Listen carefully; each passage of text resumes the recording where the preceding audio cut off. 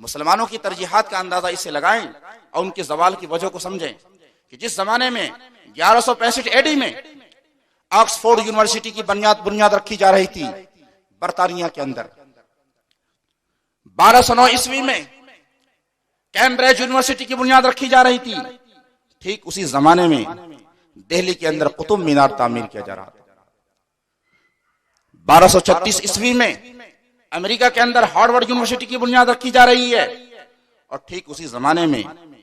1630 ईस्वी में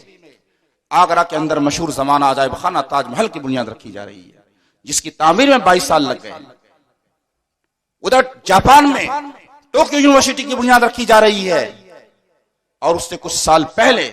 हिंदुस्तान में नवाब आसिफ उद्दौला के जरिए से भूल भुलैया की तामीर जारी है, जिसकी तामीर में 40 साल सर्फ हो गए। जब कौमों की तरजीहात बदल जाएं,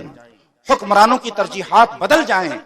और इल्मी मराकिज की जगह वो ऐश व इशरत कदा तामीर करने में मशगूल हो जाएं, तो उस कौम को सवाल से कोई नहीं बचा सकता।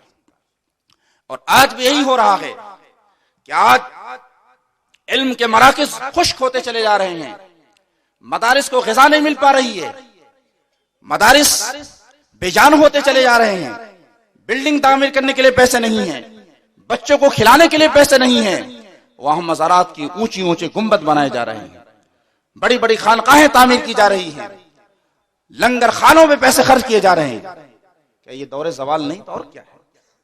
ये तरजीहात का फर्क है। जो कौम अपनी तरजीहात को भूल जाती है